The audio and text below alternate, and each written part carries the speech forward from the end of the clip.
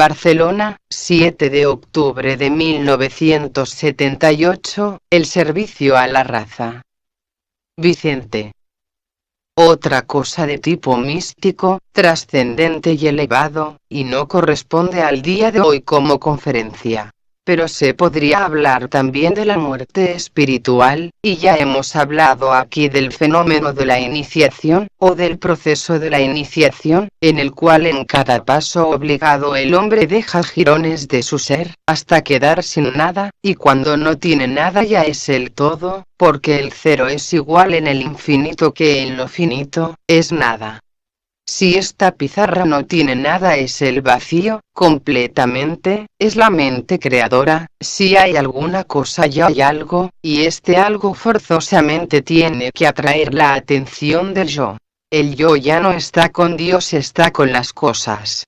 Pues bien, como no es un solo punto de atención el que se exige, sino que todo cuanto ocurre al ser humano es un punto exigido de atención, entonces resulta que la técnica suprema de la vida, que es la ley natural, es estar siempre atentos, ver qué es lo que ocurre, mirándolo todo con fruición, con devoción, diría yo, con profundidad, sin análisis, sin intelecto, solamente observando.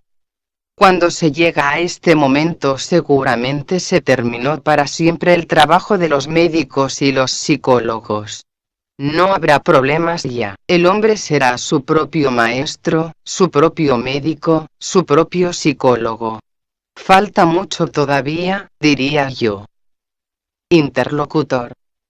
Yo quería ver si es una fantasía mía, en mi mente, o es una realidad lo que he descubierto mediante, en principio a la retribución había que restituir todas las partículas, devolverle a la naturaleza lo que nos había prestado, y cuando dijo que el iniciado debía empezar la retribución de joven, me surgió a mí sobre una retribución de servicios que nos presta la naturaleza cuando nacemos, creándonos un servicio a través de los servidores, y cómo lo debemos devolver creando, dando cuerpo a los demás. Esto es muy importante para el iniciado, por lo menos lo enfoqué yo así en ese momento, esta devolución de servicio, y cómo lo escapamos incluso los iniciados a esta prestación de servicio. Esto solo es creando niños, se me hizo ver esto, y si lo escapamos a ese servicio, y yo y mi señora nos juntamos, la naturaleza nos ha prestado un servicio a cada uno y nosotros creamos un hijo, solo debemos medio servicio cada uno, dejamos ahí un déficit en la retribución. Ahora usted si ve esto importante, si ve realidad en esto, pues, Vicente. Dese cuenta que cuando hablamos de creación lo hacemos en un sentido total. Por ejemplo, hay personas que tienen muchos hijos y les dan premio por tener muchos hijos. Bien, estas personas, ¿qué están dando a la naturaleza? Están dando solamente oportunidad a otras personas para que no tengan muchos estudios y que no tengan grandes capacidades y oportunidades en la vida, porque son muchas gentes que tienen que repartirse un patrimonio único. Así que el fenómeno social de retribuir a la naturaleza es un arma de dos filos. Una persona puede ser un gran creador sin tener hijos, y sin plantar un árbol, y sin escribir un libro. Pero, lo interesante es esto, que el servicio de restitución, es un servicio, naturalmente como serviríamos a la raza que es la culminación de todos los reinos subhumanos de la naturaleza. Simplemente sirviendo a la raza, ¿cómo podemos servir a la raza si no estamos atentos a sus necesidades? Y si después de estar atentos no prescindimos de nuestro yo, y trabajamos en este sentido de que aquel yo se sienta beneficiado de una palabra, de un pensamiento, de una sonrisa, o de otra forma de servicio, es decir, es una ley que tenemos de retribución con la naturaleza que nos ha creado, le damos las gracias en el fenómeno de retribución cuando dejamos a ella todo aquello que nos prestó, pero, ¿cuál es el servicio del iniciado? que da 100 y más por 1 que recibe, porque toda la energía, toda la materia de sus cuerpos la ha divinizado, y aquello que la naturaleza le entregó con un índice de 15 se lo devuelve con 100%, y entonces aquello es un servicio. No hay mejor servicio a la humanidad que la persona que constantemente está entregándose a ella, a la humanidad. ¿De qué manera? En el trabajo, en la amistad, en la familia, en el mundo social. No gritando libertad sino sintiéndose libre, y dando esta libertad un cariz, no social, sino psicológico y trascendente, de manera que allí donde exista un ser realmente integrado en funciones espirituales habrá un campo magnético de paz que será un servicio para todos los seres humanos que contacten aquel ambiente, ¿y quién no puede hacer esto? Si tenemos paz comunicaremos paz y si tenemos problemas comunicaremos problemas. Como hay más problemas que estados de paz existen las guerras, las enfermedades, la vejez y la muerte. Con el tiempo los 3 males de la humanidad a los cuales se refirió el señor Buda no existirán para la raza porque no tendrán cuerpo de necesidades, encarnarán en cuerpos etéricos puros y radiantes, no tendrán necesidad de esta ley gravitatoria de absorción, estarán constantemente retribuyendo a la naturaleza todo cuanto la naturaleza les esté dando paso a paso, día a día, instante en instante. Bien, como siempre, es un tratado aparentemente intelectual, pero en su esencia hay un tremendo desafío a nuestra cualidad de investigadores esotéricos, o personas de buena voluntad simplemente, que si una persona tiene buena voluntad y es esotérico, no hay que preocuparse del conocimiento. Hay personas que tienen muchos conocimientos y no son esotéricos, hay que vivir esotéricamente, hay que vivir retribuyendo todo cuanto la naturaleza pródigamente nos está ofreciendo a cada paso, por esto se dice que el adicto es una bendición del cielo, es realmente un ser liberado, un foco de paz que comunica la paz al ambiente social de nuestros días. Interlocutor. Hay un aspecto que es el del sacrificio, las tribus antiguas hacían sacrificios a la divinidad, que lo hacían creyendo que era una adoración a la divinidad, en cambio, otros han llegado a la conclusión. Inaudible. Vicente. En el sentido de que los sacrificios a la divinidad de cualquier aspecto, como en las tribus primitivas, no puede ser nunca algo agradable, digamos, en la vida de la naturaleza, porque está prostituyendo la obra de la naturaleza con el sacrificio. Si la ley del sacrificio, tal como usted la ha expuesto anteriormente en las tribus primitivas fuese algo en un sentido, digamos, de redención, cualquier fabricante de armamentos del momento actual sería santo, porque han inmolado mucha gente, millones de seres humanos. No son santos, ¿verdad? ¿Qué hay detrás de todo esto en el aspecto personal? Ahí veremos el conflicto. Ahora, es muy fácil vivir alegremente, vivir acumulando, pero cuando estemos aquí no podemos pasar señala en dibujo. Ahí están los señores del karma, ya se cuidará la vida, la ley, de que no pase esto. Es decir, una tribu primitiva será redimida de sus pecados, por así decirlo de alguna manera, porque en el fondo hay el temor a la naturaleza de la propia divinidad que desconoce, y aquello parece que aplacará la cólera de los dioses, pero en el fondo subsistirá también la fuerza centrípeta porque no será el holocausto de los mismos, siempre es otra persona, el enemigo, o un animal indefenso que muere en la pira. Pero, ¿qué pasa con el mundo moderno? Están siendo sacrificadas masas enteras de seres humanos, con alma divina, en aras de este conflicto permanente en la vida de los gobiernos de los grandes países, y a través de los monopolios de los armamentos, y de las centrales atómicas, porque en el fondo hacen que el ser humano tenga miedo, y en tanto el ser humano tenga miedo no será inteligente. Vivirá en la oscuridad de la ignorancia. solamente puede redimir al hombre y buscar dentro de sí el hilo de luz o antakarana que debe llevar al mundo espiritual el reconocimiento efectivo de que todo cuanto existe en la naturaleza tiene que reformarse, y solamente se reformarán las cosas de la naturaleza, los ambientes sociales y los gobiernos de los pueblos, cuando el individuo sea libre, cuando no tenga miedo, cuando esté más allá y por encima del temor, de la esperanza y del deseo, cuando sea un hombre que esté simplemente viviendo, no simplemente parafraseando cosas hechas, o simplemente siguiendo a lo que la tradición ha legado como conocimiento. Cuando por la observación de los hechos se da cuenta el individuo de que realmente está atentando contra la sociedad y que, por lo tanto, tiene que cambiar radicalmente de actuaciones cuando empieza el libre ejercicio del espíritu en su interior. Entonces el individuo se convierte en un peligro para la sociedad, para el monopolio, para todo aquello que implique un atentado contra los derechos del hombre, y estos derechos del hombre, ustedes lo saben bien, están siendo pisoteados, y los vemos por doquier. Vean el periódico cada día, o vean la televisión, solamente existe odio, solamente existe por doquier la violencia, y como estamos allí hipnotizados todo aquello se infiltra en el interior, está dentro de los cuerpos psíquicos, dentro de los átomos permanentes queda registrado y mañana estamos creando lo que será un hombre antisocial.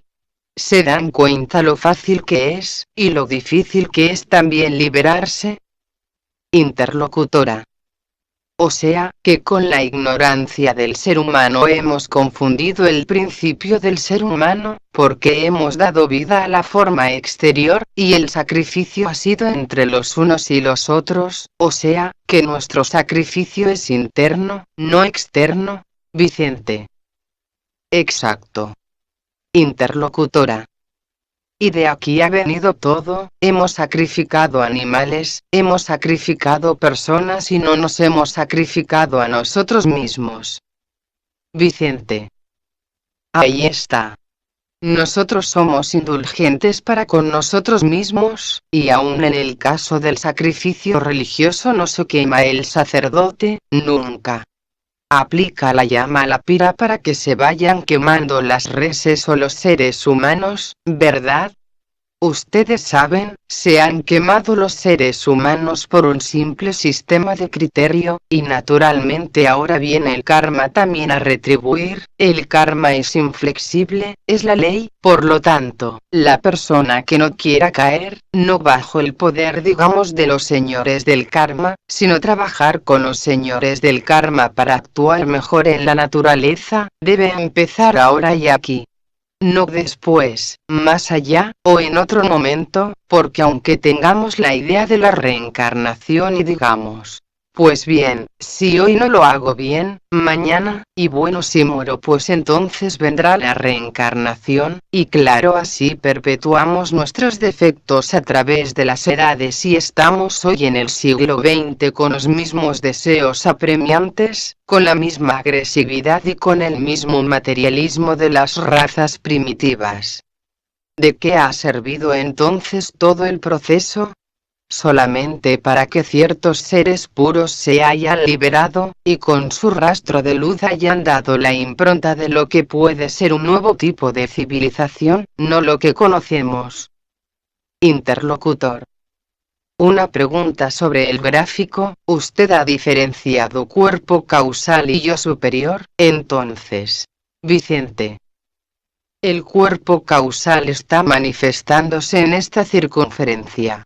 Es el círculo que envuelve, digamos, la tríada espiritual, y aquí dentro de la tríada espiritual está, como usted sabe, el yo espiritual, el yo superior, pero la mente está aquí, es una pequeña emanación para que pueda defender los átomos permanentes, simplemente para esto.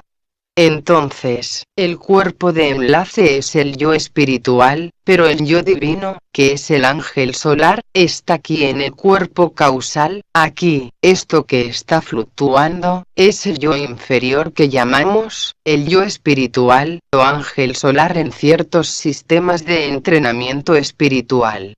Pero, lo que interesa fundamentalmente es que entre la tríada y la personalidad existe siempre el yo, no el yo espiritual, la personalidad. Lo que pasa es para que se viera mejor, realmente esto y esto es la misma cosa, porque el que recibe los átomos permanente es el yo. Este yo se adueña de este mecanismo. Si esto lo ponemos aquí, ya está en el centro de entonces, los átomos permanentes son custodiados siempre en el cuerpo causal del iniciado, o de cualquier persona corriente. Lo que pasa es que en el iniciado están siempre rutilantes y en cambio en el ser humano corriente siempre están oscurecidos porque provienen del pasado. En cambio, el iniciado tiene los átomos permanentes del futuro, por lo tanto, manifiesta siempre otro tipo racial, y de los tipos raciales de los átomos permanentes de los iniciados son aquellos prototipos que son los inductores de la raza, por ejemplo, el Manú. El Manú tiene que descender llevando estos átomos permanentes. Interlocutor. Lo que se entiende como conciencia crística lo encontraríamos arriba. Vicente. Sí, arriba. Desde luego tenemos que situar la personalidad de Cristo en el momento actual, como el señor Maitreya, más arriba todavía. El de una estrella de 5 puntas, y claro, ahora tienes que empezar a hablar de otra cosa, ¿verdad? Pero, dense cuenta, esto es figurativo solamente, pero dense cuenta que de aquí penden los átomos permanentes, y que si esto lo ponemos aquí es lo mismo, ¿eh? Dibujo para que no haya confusión. Y esto es el Sutradma, y cuando hablamos hay 3 tipos, digamos, de líneas que descienden al hombre. Viene una línea de luz, o energía, que conecta la vida de la mónada con el corazón físico, es la vida del cuerpo. Viene otra línea de luz proveniente del ángel solar, o el yo superior, y se conecta en la cabeza, es la línea de la conciencia. Pero falta un tercer elemento, falta un tercer vínculo, y este vínculo en forma de antakarana solamente se produce y determina cuando la mente inferior se da cuenta de que hay la mente superior, y entonces se suelta, y entonces aquello que primitivamente era el sutrama, o el hilo de la vida, o el hilo plateado, se convierte en antakarana de luz que conecta la personalidad inferior con la grandeza de la individualidad superior. Entonces viene la integración espiritual, y a partir de aquí todos los comentarios que ustedes puedan hacer a través de la literatura teosófica. Interlocutor. Darse cuenta que en última consecuencia se produce la extinción del cuerpo causal. Vicente. Exacto. Fíjese bien, cuando el fuego del espíritu y el fuego de Thoth se encuentran en un punto central, cuando van ascendiendo las fuerzas de la personalidad mediante el fuego de Kundalini y se centralizan en el corazón del iniciado, automáticamente se produce una explosión como el sistema de la luz, y se desintegra el cuerpo causal. El cuerpo causal solamente se desintegra cuando en el corazón del iniciado, portando el fuego solar, o el fuego de la liberación, es el asiento, o el punto de contacto entre el fuego de Thoth y el fuego de Kundalini, entonces en explosión desaparece el cuerpo causal y desaparece todo esto, y solamente queda el vacío absoluto. El punto yo en la inmensidad, sin vehículos, porque se ha sumergido conscientemente, sin perder su individualidad, como decía Madame Blavatsky, que no es una liquidación la liberación, y se ha convertido por obra y gracia del Espíritu Santo en el ser liberado, el ser que llevará adelante el fuego de la iluminación para toda la humanidad. es la conciencia redimida de los salvadores de la raza, las individualidades que conocemos bajo el nombre histórico de la jerarquía planetaria. Interlocutor. Quisiera hacerte una pregunta. Como antes has hablado de los átomos permanentes, has dicho que el átomo permanente físico está ubicado en el corazón, sin embargo, a lo mejor, sin pensar has omitido dónde radican los otros dos. Esta es la pregunta que yo te formulo: si el átomo permanente físico está en el corazón, el átomo permanente astral y el átomo permanente mental, ¿dónde están ubicados? Vicente. Están en el subplano atómico del plano astral y del plano emocional. Cada plano tiene 7 subplanos. Pues bien, dibuja en el pizarrón el átomo permanente emocional está aquí arriba, suponiendo que esto sea el plano emocional, y si hablamos del plano mental también encontramos el átomo permanente mental en el aspecto superior o atómico del plano mental.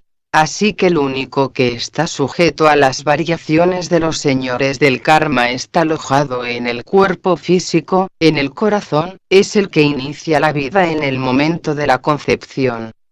Cuando hay concepción entre dos seres humanos, automáticamente ciertas fuerzas, que no voy a mencionar ahora, que se introducen mediante el aspecto masculino en el óvulo femenino y allí constituyen el latido del pequeño corazón. Desde el momento en que el corazón empieza a latir es porque el átomo permanente está actuando, ¿se dan cuenta? Y esto ocurre igualmente con la nebulosa. La nebulosa es el principio de la evolución del universo, es el momento en que ha sido concebido el universo por la acción de los grandes logos cósmicos, pero vamos a dejar por hoy esto, pero es para buscar la analogía solamente. Interlocutora. Era para decir que si desde entonces ya empieza a actuar el cuerpo emocional, en este momento ya de la concepción entonces. Vicente. No, está vibrando. Interlocutora. Está vibrando, aún no es él, aún no es el yo. Vicente. Empieza a actuar cuando el ser humano ya tiene 8 o 10 años, y llega a su culminación a los 14, a partir de aquí, siguiendo siempre este movimiento de absorción, va rodeándose el cuerpo mental de sus fuerzas mentales ambientales, y entonces va creándose el cuerpo mental que está en su completa madurez cuando llega a 21 años. Son ciclos de 7 años, usted lo sabe, el universo es septenario y el hombre también es septenario, por lo tanto, se trata simplemente de seguir inteligentemente la analogía.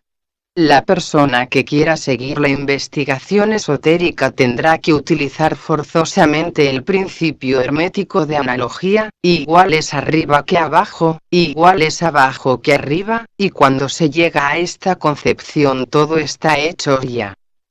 Interlocutor. Cuando se cumple ese proceso de integración en los dos círculos del 8 y se forma el 9, entonces se puede considerar que el hombre ya es adepto. La ley de los señores del karma influyen siempre, que a un adepto las leyes ya no influyen para nada. Entonces, ¿cómo es posible que? Vicente. Las leyes de los 3 mundos, les he hablado solamente del mundo físico, del mundo emocional. Un momentito, ya sé por dónde va. El adepto está utilizando el cuerpo búdico y el cuerpo átmico, pero hay todavía un cuerpo más elevado que es el monádico, el espiritual. Nos podemos referirnos a esto. ¿Qué sabemos nosotros del adepto? Sabemos de nuestra triste condición humana, y tenemos trabajo en reconocerlo. Por lo tanto, ¿para qué pensar lo que será el karma de un adepto? Para mí el karma es una ley cósmica, como la reencarnación, como cualquier ley, la ley de gravitación, por ejemplo, todos son leyes cósmicas. Lo que pasa que nosotros podemos adquirir el conocimiento de lo cósmico observando atentamente la vida individual, que es un reflejo de lo cósmico porque somos hechos a imagen y semejanza del Creador. En esto están de acuerdo todas las religiones. Interlocutor. Antes ha dicho que muchas técnicas de meditación más que nada son una forma de adquirir cosas de las que después tendremos que liberarnos. ¿No cree usted que la forma de la meditación en su base sea precisamente enseñar a estar permanentemente atentos, con lo cual se consigue este cero, este vacío? Entonces estas técnicas nos sirven más bien para eliminar karma por el hecho de haber aprendido esta técnica. Vicente. Le estoy hablando en un sentido muy esotérico, y quiero que me comprenda esotéricamente. Voy a decirle lo que pienso sobre el particular esotéricamente. La persona que adopta una técnica para liberarse de otra técnica está todavía dentro de la técnica. La persona que está adoptando un yoga para liberarse de algún conflicto está todavía atada al conflicto, pero la persona que está atenta a todo cuanto ocurre a su alrededor, dentro y fuera de sí mismo, sin permitirse el más leve desmayo en el esfuerzo y sin permitirse ninguna vacilación en su camino, este sabe del verdadero yoga. No el yoga impuesto por la tradición o el yoga impuesto por la conveniencia, que hay de todo en este mundo, ustedes lo saben, pero la persona que se quiere liberar tendrá que liberarse de la propia técnica. Como el místico, solamente podrá ser consciente de Dios cuando se libere de la idea de Dios. ¿Se dan cuenta? Se trata de que el hombre sea completo en sí, que sea creador, simplemente. Entonces si la persona mediante el esfuerzo, la disciplina, está creando un tipo de personalidad, se dará cuenta un día, y esto frecuentemente ocurre y es lamentable, que al llegar aquí las técnicas no le servirán para nada, porque la técnica de la muerte es tan sencilla que repudia y rechaza por ética toda forma de técnica. Ahora bien, existe la suprema técnica de vivir, la contemplación de las cosas. ¿Se dan cuenta? Si usted está atento como su mente desaparece absorbida en la atención, que el yo deja prácticamente de ser porque se ha convertido en aquello que está observando y, por lo tanto, empieza a dejar algo de sí porque está en los demás. Pues bien, hay que iniciar este camino, el camino de restitución, que es el camino de la observación. Cuando observamos atentamente nuestro ser sin displicencia, sin indulgencia, con mucha paciencia, sin duda, corte de sonido. Y como estamos perpetuando en el siglo XX idénticos defectos que aquellos que caracterizaron a las razas primitivas, es la fuerza impelente del pasado que está haciendo dar vueltas a esta rueda de samsara de muerte y nacimiento. ¿Qué pasará cuando la mente del hombre ya no tenga necesidad de pensamientos? Que quede prendida solamente de la facultad de pensar y con esto basta. ¿Qué pasará cuando el hombre sea un foco de sensibilidad más allá del deseo, de la emoción? ¿Y qué será cuando el cuerpo físico sea receptáculo de esta vacuidad infinita de pasiones y de pensamientos? Simplemente que esto ya no será un problema porque esto desaparecerá, no existirá este paso, estará en todos los planos porque se ha hecho Señor del universo por el contacto que tiene establecido a través de su vacío creador con todo cuanto existe en el cosmos, no se atrae hacia ningún sitio determinado, no practica una particular manera de vivir. Está viviendo simplemente, sin prejuicios y sin temores, y si llegamos a esta condición nos daremos cuenta de la importancia del esoterismo después que Madame Blavatsky presentó la idea de los seres redimidos y de las almas liberadas, no de la sociedad teosófica sino la idea del quinto reino de la naturaleza, al cual todos podemos acceder. Se trata simplemente de dejar de pensar tanto en nosotros mismos y pensar algo más en los demás, solamente esto. Empecemos por aquí. Interlocutora. Quería decir que el cuerpo causal es el que mora en el plano de las. O sea, que al llegar a la perfección, al llegar al vacío desaparece ya el cuerpo causal, ya va desapareciendo. Vicente. Se ha realizado un arquetipo, entonces, el yo superior era el intermediario entre la vida en los tres mundos y la mónada. Cuando ésta, el intermediario, deja de existir porque el yo pequeño se ha convertido en la entidad superior, automáticamente esto desaparece porque ya no tiene ese intermediario, solamente se precisa un intermediario cuando existe una entidad mayor que está tratando de condicionar o de ayudar a otra entidad menor, hay una diferencia de potencial, ¿verdad? Bien, pero ¿qué pasará cuando entre A y B exista la misma longitud de onda, o las mismas capacidades de observación, o la misma inteligencia, o el mismo amor o la misma voluntad? Estará equilibrado, desaparece el intermediario, entonces por obra y gracia siempre del Espíritu Santo, desaparece el espíritu, y el espíritu a través del cuerpo sin pasar por el yo causal, ha desaparecido. La mónada se manifiesta a través del cuerpo físico sin necesidad de intermediario alguno, es la vida de los adeptos son la mónada expresada a través de un cuerpo físico. No tiene cuerpo emocional, no tiene cuerpo mental, sin embargo, puede recuperar a voluntad la mente y la emoción, pero será en todo caso ni la mente, ni la emoción de los hombres, será la mente y la emoción de los dioses. Interlocutora. ¿Pero pueden vivir en la tierra? Vicente. Claro, claro que sí, pero, retirados. ¿Y si no vean lo que le pasó a Cristo? Interlocutor.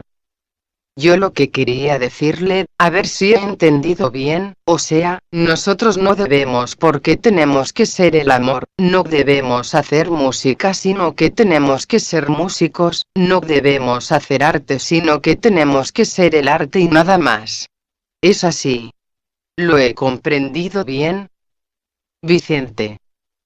Sí, pero es muy fácil el decir esto, ¿eh? Risas es como si dijéramos, yo soy Dios, y te dicen pues demuéstramelo, risas porque la gente vive del testimonio, no vive de las apreciaciones lógicas de la mente, o de los conceptos hablados. Bueno, haremos un poco de silencio como de costumbre.